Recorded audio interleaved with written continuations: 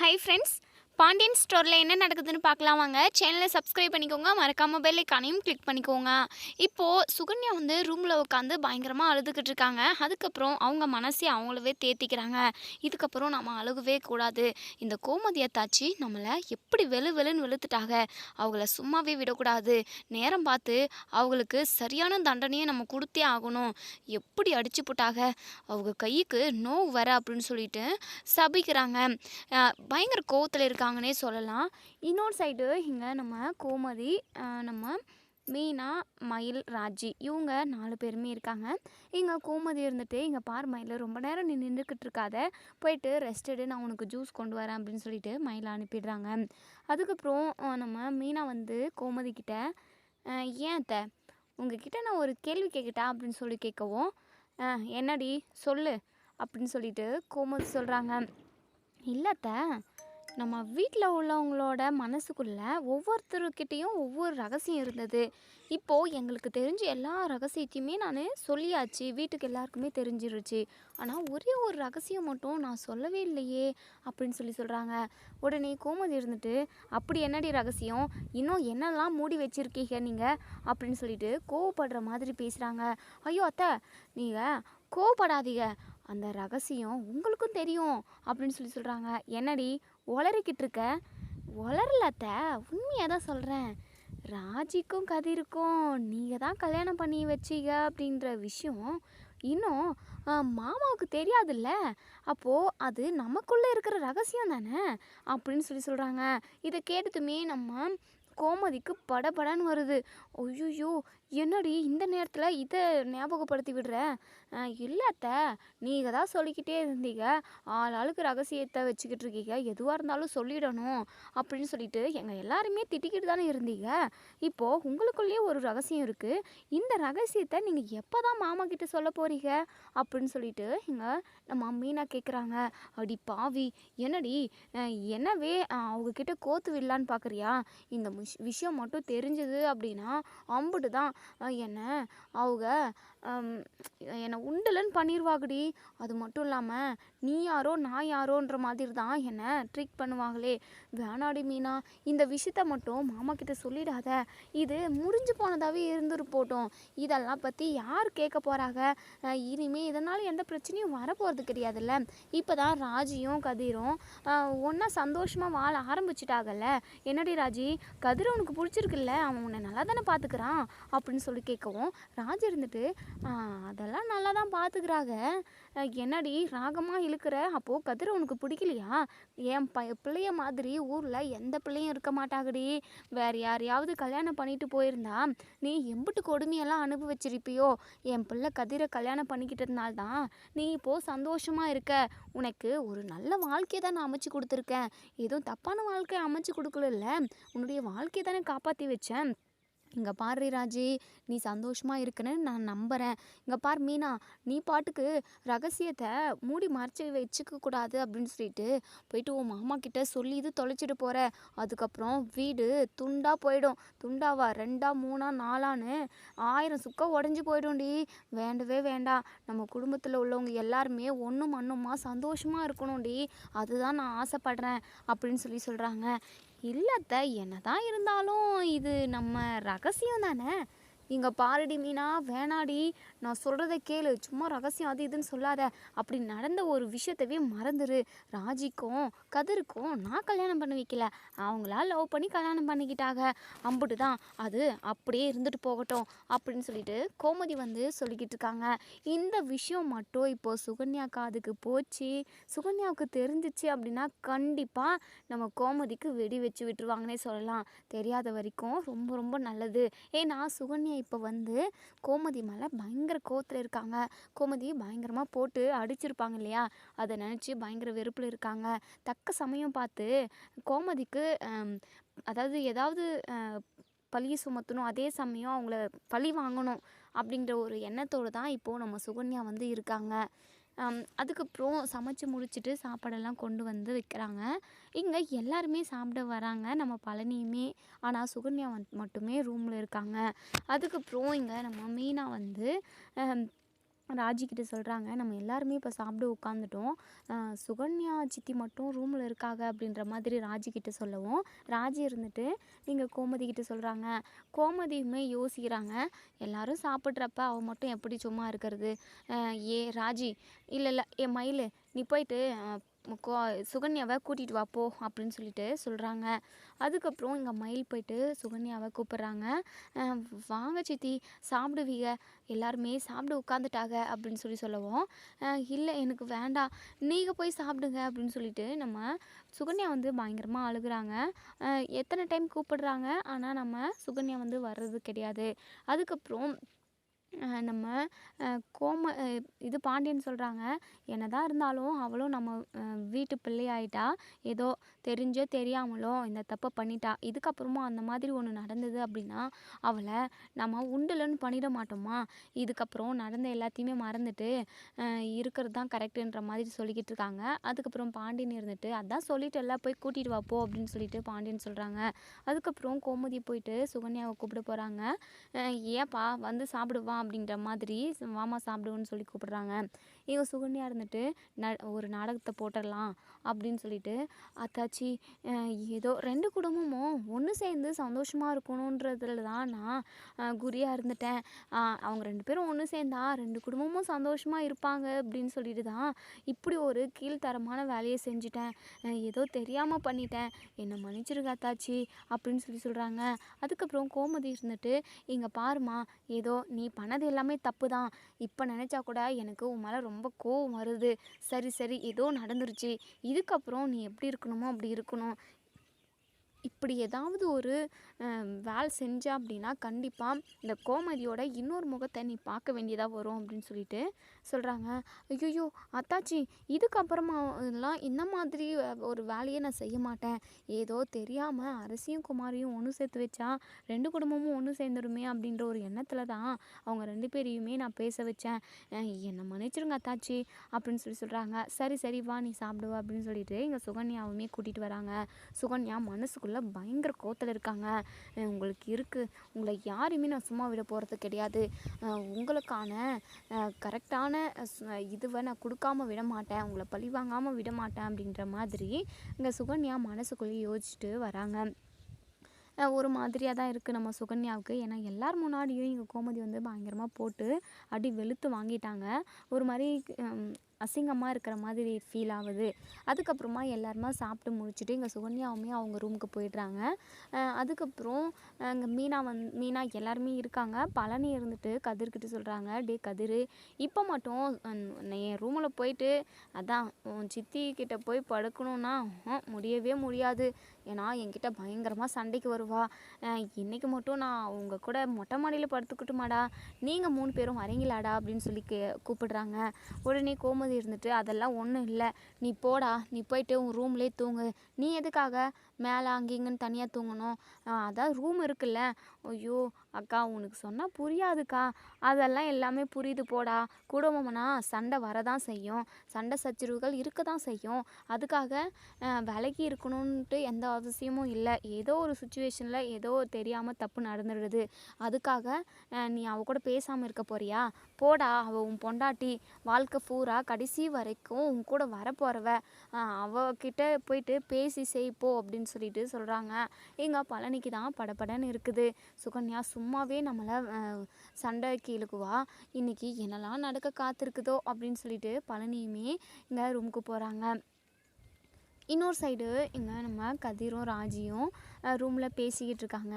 கதிர் இருந்துட்டு, எப்படியோ அரசியோட வாழ்க்கையை காப்பாற்றியாச்சு, அரசி அந்த குமாரை கல்யாணம் பண்ணிக்கிட்டு வாழ்க்கை பூரா அவன் கூட எப்படி அவள் வாழ்க்கையை நடத்துவான்னு சொல்லிட்டு ஒவ்வொரு நிமிஷமும் நான் வருத்தப்பட்டுக்கிட்டு இருந்தேன். கடவுள் எப்படியோ ஏதோ ஒரு ரூபத்தில் அரசியை இங்கே கூட்டிகிட்டு வந்து விட்டுடுச்சு. என்னென்னமோ நடந்து போயிடுச்சுல, உண்மையாகவே கல்யாணம் நடந்துருச்சுன்னு சொல்லிட்டு நானுமே நம்பிட்டேன். எப்படியோ அரசி நம்ம வீட்டுக்கே வந்துட்டா, இனி அவள் சந்தோஷமாக இருக்கலாம். அவளுக்கு கல்யாணம் நடத்தி வைக்கணும்னு சொன்னாலும் ஓகே தான், படிக்க வைக்கணும்னு சொன்னாலும் ஓகே தான், எல்லாத்துக்குமே நான் அவள் கூட நிற்குவேங்க ராஜி அப்படின்னு சொல்லிட்டு கதிர் சொல்கிறாங்க. எங்கள் ராஜியுமே ஆமாம் கதிர், எப்படியோ அரசி நல்லா இருந்தால் சரிதான் அப்படின்ற மாதிரி பேசிக்கிட்டு இருக்காங்க. சரி, நீ எக்ஸாமில் பாஸ் பண்ணிடுவில்ல அப்படின்னு சொல்லிட்டு கதிர் கேட்குறாங்க. இங்கே ராஜியுமே அதெல்லாம் பாஸ் பண்ணிடுவேன், எனக்காக ஐயா கோச்சிங் கிளாஸ் எல்லாம் கூட்டிகிட்டு போய் சேர்த்து விட்டீங்க, நான் பாஸ் பண்ணாமல் இருந்தால் எப்படி, கண்டிப்பாக பாஸ் பண்ணிடுவேன், போலீஸ் ஆகிட்டு காட்டுவேன் நான் அப்படின்னு சொல்லிட்டு ராஜி சொல்கிறாங்க. இன்னொரு சைடு இங்கே நம்ம பழனிக்கு பெரிய பூஜையே காத்துட்ருக்குன்னே சொல்லலாம். இங்கே பழனி ரூமுக்கு போனதுமே சுகன்யா முறைக்கிறாங்க, பயங்கரமாக முறைக்கிறாங்க. இங்கே நம்ம பழனி எதுவுமே தெரியாமல் அதாவது கண்டுக்காத மாதிரி பெட்ஷீட்டெல்லாம் எடுத்து கீழே போட்டு தலையணையெல்லாம் கீழே போட்டு படுக்க போகிறாங்க. ஒரு நிமிஷம் அப்படின்னு சொல்லிட்டு சுகன்யா சொல்கிறாங்க. சொல்லு சுகன்யா, என்ன நீ பண்ண வேலைக்கு உன் கூட பேசக்கூட எனக்கு பிடிக்கல அப்படிங்கிற மாதிரி பழனி சொல்லவும், ஓ பிடிக்கலையோ, நான் ஏதோ 2 குடும்பமும் ஒன்று சேரணுன்றதுக்காக ஏதோ தெரியாதனமாக ஒரு தப்பு பண்ணிட்டேன், அம்பட்டு பேர் முன்னாடி உங்கள் அக்கா என்னை பல்லார்னு கன்னத்தில் அரைகிறாங்க, அதை எல்லாத்தையுமே பார்த்துக்கிட்டு ரசிச்சுக்கிட்டு நின்றுக்கிட்டு இருந்தேலா, உங்களை சும்மாவே விட மாட்டேன், நீங்களாம் எனக்கு புருஷனா, சி உங்களெல்லாம் என் புருஷன் சொல்லவே எனக்கு அருவெறுப்பாக இருக்குது, பொண்டாட்டி அடி வாங்கிக்கிட்டு நிற்கிறேன், நீங்கள் ஒரு வார்த்தை கூட என்ன ஏதுன்னு யார்கிட்டையும் கேட்காம மரம் மாதிரி நின்றுக்கிட்டு இருக்கீங்க அப்படின்னு சொல்லிட்டு பயங்கரமாக கேட்குறாங்க. எங்கள் பழனி இருந்துட்டு, நீ பண்ண வேலைக்கு வேறு என்ன தான் பண்ண முடியும், கல்யாணம் ஆகி வந்ததுலேருந்து இப்போ வரைக்குமே நீ என் கூட சந்தோஷமாக பேசுனது கிடையாது, நம்ம ஒரு புருஷன் பொண்டாட்டியாக கூட இருந்தது கிடையாது, அப்புறம் ஏன் நீ வந்து என் பொண்டாட்டின்னு சொல்லிட்டு இப்போ சொல்கிற, ஓ 4 பேர் முன்னாடி நீ அசிங்கப்பட்டு நிற்கிறப்போ, உன்னை ஒருத்தவங்க அடிக்கிறப்போ நான் கேட்டால் தான் உன் புருஷனா, அப்போது மற்ற டைம்லலாம் இந்த புருஷன் எங்கே போயிட்டான், மற்ற டைம்லலாம் நீ என்னை நைட் டைமில் தூங்க கூட விடாமல் பண்ணியிருக்க, என்னை சந்தோஷமாகவே இருக்க விடாமல் பண்ணியிருக்க, என்னை பயங்கரமாக திட்டியிருக்க, காரணமே இல்லாமல் சண்டைக்கு இழுத்துருக்க, இப்படியெல்லாம் பண்ணியிருக்க, அதை கேட்குறதுக்கு அதாவது யார்கிட்டையும் நான் போய் சொல்லலை, கேட்குறதுக்கெல்லாம் ஆள் நிறையவே இருக்காங்க, ஆனால் யார் மனசையும் கஷ்டப்படுத்தக்கூடாது அப்படின்றதுக்காக நான் யார்கிட்டையுமே இதை சொல்ல மாட்டேன், என் வாழ்க்கை என் தலையெழுத்து இப்படி தான் நடக்கணும்னா இப்படி தான் நடக்கும்னு சொல்லிட்டு நான் ஏற்றுக்கிட்டு போகலையா, நீ பண்ண தப்பு அதனால் தண்டனை அனுபவிக்கிற, நீ தப்பு பண்ணாமல் உன்னை யாராவது ஏதாவது கேட்டிருந்தா கண்டிப்பாக நான் வந்து அந்த இடத்துல நின்றுப்பேன், நீ பண்ணது அயோக்கியத்தனம், அதனால் கேட்க தான் செய்வாங்க, கேட்காமலா இருப்பாங்க, விட்டிருந்தா நானே உன்னை அடி வெளுத்து வாங்கியிருப்பேன் அப்படின்னு சொல்லிட்டு பழனி சொல்கிறாங்க.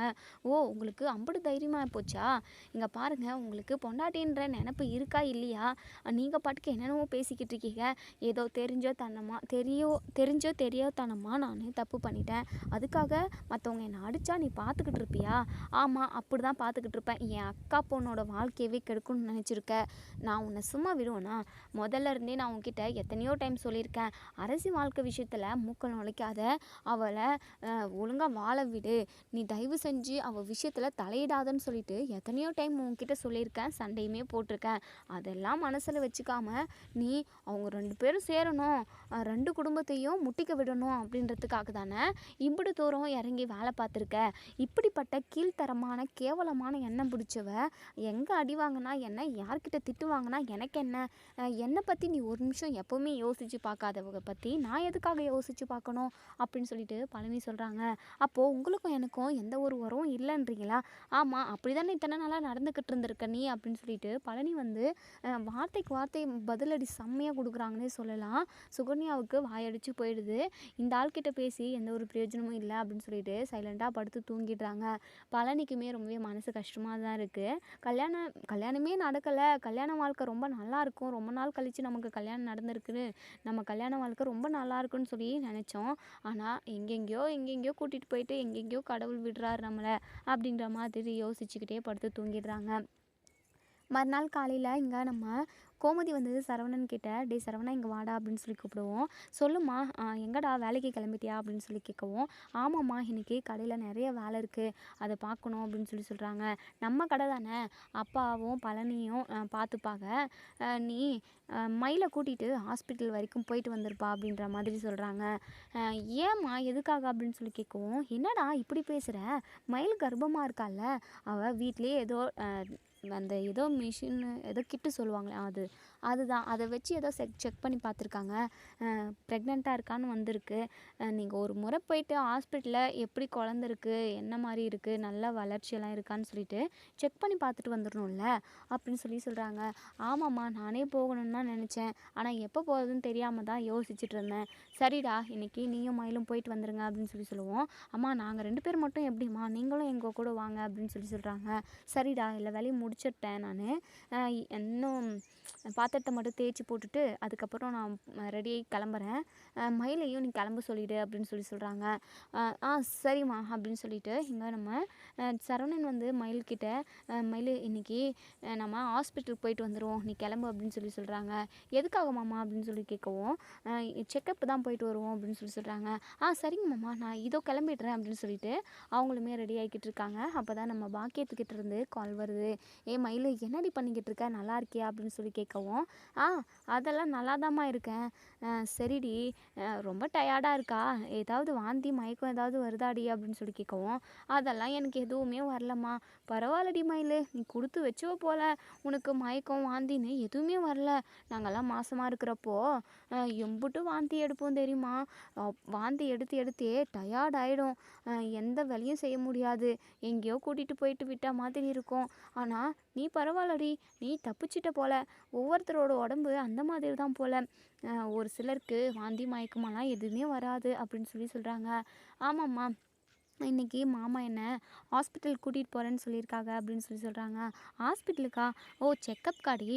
சரி, பத்திரமா போயிட்டு வாங்க. குழந்தெல்லாம் எப்படி இருக்குது, வளர்ச்சியெல்லாம் நல்லா இருக்கான்னு சொல்லிட்டு டாக்டர்கிட்ட தீர தெளிவாக விசாரிச்சுட்டு வாடி, குழந்தெல்லாம் எப்படி இருக்குன்னு சொல்லிட்டு அப்படின்னு சொல்கிறாங்க. அதெல்லாம் நான் பார்த்துக்கிறேம்மா. கூட அத்தையும் மாமாவும் வராங்க, அவங்களும் எல்லாமே பார்த்துப்பாங்க அப்படின்னு சொல்கிறாங்க. சரிடி, அந்த வீட்டில் உள்ளவங்கெல்லாம் உன்னை நல்லா கவனிச்சுக்கிறாங்கல்ல? அம்மா, உன்னை விட பல மடங்கு சூப்பராக என்னை கவனிச்சிக்கிறாங்க. என் அத்தை என்னை தரையில் கூட நடக்க விடுறதில்ல, அப்படி தாங்குன்னு தாங்குறாங்க. என் வயிற்றில் குழந்தை இருக்கிறதுனால என்னவோ, அதுக்கு முன்னாடியுமே அத்தை நல்லா தான் பார்த்துப்பாங்க, இப்போ இன்னுமே ரொம்ப நல்லா பார்த்துக்கிறாங்க. இந்த வீட்டில் இருக்கவே எனக்கு ரொம்ப சந்தோஷமாக இருக்குது. எப்படியோ இந்த குழந்தை மூலமாக தான் நான் சரவணன் மாமா கூட ஒன்று சேர்ந்து வாழ்கிறத வழியே அந்த கடவுள் கொடுத்துருக்கார் போல். எப்படியோ நான் சரவணன் மாமா கூடவே இருந்தால் எனக்கு ரொம்ப சந்தோஷம். இந்த வீட்டில் இருக்கிறது அப்போதாம்மா நான் ரொம்ப சந்தோஷமாக இருக்கிறேன் அப்படின்னு சொல்கிறாங்க. எங்கள் பாக்கியம் இருந்துட்டு, என்னடி உன் வீட்டை நீ விட்டு கொடுக்க மாட்ட போல், அப்போது எங்கள் வீட்டுக்கெல்லாம் வந்தால் நீ சந்தோஷமாக இருக்கிறதுலையே என்ன, வேற என்னம்மா, அங்கே வராதுக்கு முன்னாடி இங்கே தங்கிட போகிற, இங்கேலாம் இருக்கக்கூடாது, நீ அங்கே தான் இருக்கணும், அப்படி இப்படின்னு ஏதாச்சும் ஒரு வார்த்தை பேசி என்ன மனசு நோகடிச்சிடுற. அங்கே வந்தால் எங்கம்மா எனக்கு நிம்மதியாக இருக்குது. ஒரே ஒரு கவலை தான், சொன்ன பொய் எங்கே வெளியே தெரிஞ்சிருமோ அப்படின்ற ஒரு பதட்டம் மட்டும்தாம்மா அப்படின்னு சொல்கிறாங்க. அதெல்லாம் ஒன்றும் தெரியாது, அதெல்லாம் கண்டுக்க கூட மாட்டாகடி. இப்போ தான் உன் வயிற்றில் குழந்தை வளர்ந்துக்கிட்டு இருக்குல்ல, அந்த வீட்டோட வாரிசை சுமந்துக்கிட்டு இருக்க, உன்னை தான் எல்லாருமே தாங்குன்னு தாங்குவாங்க. நீ உன் புருஷன் உன் பக்கமே இருக்கிற மாதிரி பண்ணிக்கிட்டேன்னா அதுவே போதும்டி, அதுக்கப்புறம் உன்னை அசைக்க யாருமே இல்லை அப்படின்னு சொல்லிட்டு எங்கள் பாக்கியம் வந்து சொல்லிக்கிட்டு இருக்காங்க. அதுக்கப்புறமா சரிம்மா, டைம் ஆயிடுச்சு, நான் ஹாஸ்பிட்டல் கிளம்பணும் அப்படின்னு சொல்லிட்டு ஃபோனை வச்சிடுறாங்க. இங்கே கோமதி நேரடியாக கிளம்பி வராங்க. அதுக்கப்புறம் இவங்க 3 பேருமே ஹாஸ்பிட்டல் கிளம்பி போகிறாங்க. இங்கே போயிட்டு டோக்கனுமே போடுறாங்க, கொஞ்ச நேரம் வெயிட் பண்ண சொல்கிறாங்க. இன்னொரு சைடு இங்கே கதிர் வந்து இந்த குமார் மேலே பயங்கர கோவத்தில் இருக்காங்க.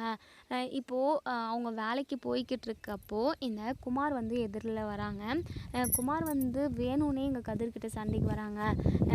என்னடா, உன் தங்கச்சியை கூட்டிகிட்டு போயிட்டு உங்கள் வீட்லேயே வச்சுக்கிட்டீங்களா? என்னைக்கு உன் தங்கச்சி என் வீட்டை போயிட்டு போனாலோ அன்னைக்கு தான்டா எனக்கு சந்தோஷமே. அன்னைக்கு நான் எவ்வளோ சந்தோஷமாக இருந்தேன் தெரியுமா? என் வாழ்க்கையை நான் எப்படியெல்லாம் அமைச்சுக்கணும்னு சொல்லிட்டு எவ்வளோ கனவுகளோடு இருந்தேன். ஆனால் அவள் என் வீட்டுக்கு வந்தா பாரு, அன்னைக்கிலேருந்து நான் எம்புட்டோ கஷ்டப்பட்டுட்டேன். இப்போ தான் ரொம்ப நிம்மதியாக ரிலாக்ஸாக இருக்குது.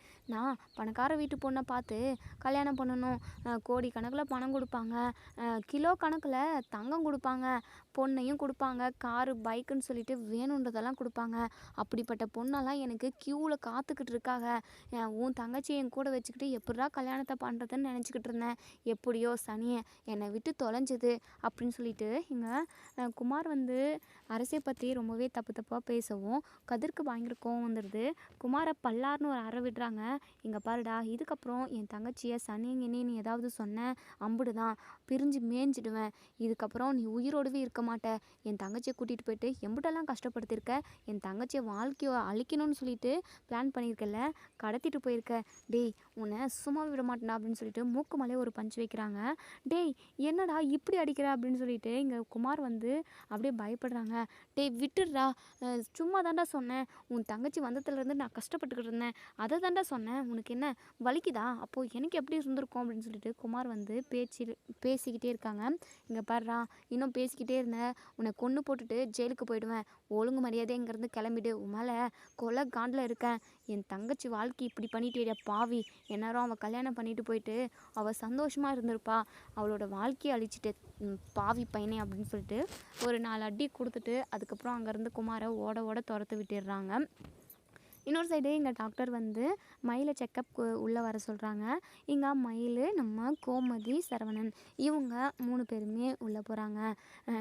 என்ன இப்போ தான் முத டைமில் வரீங்களா அப்படின்னு சொல்லிட்டு டாக்டர் கேட்கவும் மயில் இருந்துட்டு ஆமாம், நான் ப்ரெக்னெண்ட்டாக இருக்கேன், கிட்டில் செக் பண்ணி பார்த்தேன், ரெட்டைக்கோடு காட்டினது அப்படின்னு சொல்கிறாங்க. சரிங்க பார்த்துக்கலாம் அப்படின்னு சொல்லிட்டு ஸ்கேனுக்கு கூட்டிகிட்டு போகிறாங்க. ஸ்கேன் பண்ணி பார்க்குறாங்க, உள்ள வயிற்றில் குழந்தை இருக்கிறதே தெரியல. அதுக்கப்புறம் இன்னும் கொஞ்ச நேரம் நல்லா பார்க்குறாங்க. அப்போவுமே குழந்தை இருக்கிற மாதிரி தெரியல. ஏதோ ஒரு கட்டி இருக்கிற மாதிரி இருக்குது, அதாவது கர்ப்பப்பையில். அதை பார்த்துட்டு இங்கே நம்ம டாக்டருக்குமே ரொம்பவே மனசு கஷ்டமாக தான் இருக்குது. ப்ரெக்னெண்ட்டாக இருக்காங்கன்னு சொல்லிட்டு ரொம்பவே ஆசையாக வந்திருக்காங்க. இப்போது கட்டி இருக்குது அப்படின்னு சொன்னால் அவங்க மனசு ரொம்ப கஷ்டப்படுமே அப்படின்னு சொல்லிட்டு டாக்டர் வந்து ரொம்பவே தயங்குறாங்க. இங்கே மயில் முகத்தவே பார்த்துக்கிட்டு இருக்காங்க. மயிலுமே டாக்டர் முகத்தை பார்த்துட்டு என்ன டாக்டர் எதுவுமே சொல்லலை, ஒரு மாதிரியாகவே இருக்காங்க, என்னவா இருக்கும் அப்படின்னு சொல்லிட்டு இங்கே நம்ம மயிலுமே ரொம்பவே பார்த்துட்டு போகிறாங்க. அதுக்கப்புறம் எந்திரிமா அப்படின்னு சொல்லிட்டு வெளியே கூட்டிகிட்டு வராங்க. இங்கே நம்ம கோமதி இருந்துட்டு டாக்டர் குழந்தை எப்படி இருக்குது, குழந்தையோட வளர்ச்சியெல்லாம் நல்லா இருக்குல்ல, மயில் வயிற்றுல குழந்தை ரொம்ப நல்லா ஆரோக்கியமாக வளருதில்ல அப்படின்னு சொல்லி கேட்குறாங்க. இங்கே டாக்டர் வந்து எதுவுமே சொல்ல மாட்டேங்கிறாங்க. கோமதிக்கும் ஒன்றுமே புரியல. நம்ம சரவணன் இருந்துட்டு டாக்டர்கிட்ட கேட்குறாங்க. அதுக்கப்புறம் டாக்டர் இருந்துட்டு சாரிங்க, அவங்க வயிற்றில் வளர்றது குழந்தை கிடையாது, ஏதோ ஒரு கட்டி வளருது அப்படின்னு சொல்கிறாங்க. இதை கேட்டதுமே நம்ம மயிலுக்கு பயங்கர அதிர்ச்சியாக இருக்குது. சரவணனுக்கு இன்னுமே அதிர்ச்சியாக இருக்குது. குழந்தை மூலமாக தான் நம்ம மயில் வந்து இப்போ சரவணன் வீட்டிலே இருக்காங்க. குழந்தைக்காக தான் சரவணன் வந்து மயிலை ஏற்றுக்கிட்டது. இப்போது குழந்தை இல்லைன்னு தெரிஞ்சதுமே இங்கே சரவணனுக்கு நெஞ்சே வெடிக்கிற மாதிரி இருக்குது. நமக்கு குழந்தை பிறக்க போகுதுன்னு சொல்லிட்டு ரொம்பவே சந்தோஷமாக இருந்தார் நம்ம சரவணன். இப்போது இடியை தூக்கி போட்ட மாதிரி இருக்குது. நம்ம கோமதியுமே ரொம்பவே ஃபீல் பண்ணுறாங்க. டாக்டர் இன்னொரு முறை செக் பண்ணி பாருங்கள் அப்படின்னு சொல்லுவோம். நான் தெளிவாக 1க்கு 2 டைம் செக் பண்ணி பார்த்துட்டேன், கண்டிப்பாக இது குழந்தை இல்லை அப்படின்னு சொல்லிடுறாங்க. அதுக்கப்புறம் இவங்க 3 பேருமே வீட்டுக்கு கிளம்பி வந்துடுறாங்க. பயங்கரமாக அழுதுகிட்டு இருக்காங்க மயில். இங்கே சரவணன் கிட்ட வந்து பேசுகிறாங்க. நீ பேசாத, நீ சொன்ன பொய், நீ பண்ண ஃப்ராடு வேலையால் தான் இப்படி ஒரு கஷ்டத்தை கடவுள் வந்து நமக்கு கொடுத்துருக்காரு அப்படின்னு சொல்லிட்டு பயங்கரமாக அழுகுறாங்க நம்ம சரவணன். இங்கே கோமதிக்கு ஒன்றுமே புரியல. டே சரவணா, என்னடா சொல்லிக்கிட்டு இருக்க அப்படின்னு சொல்லி கேட்கவும் ஆமாம்மா, இவங்க குடும்பமே சரியான பொய் குடும்பம், ஃப்ராடு குடும்பம், நம்ம குடும்பத்தவே இவங்க பொய் சொல்லி ஏமாற்றிட்டாங்க அப்படின்னு சொல்கிறாங்க.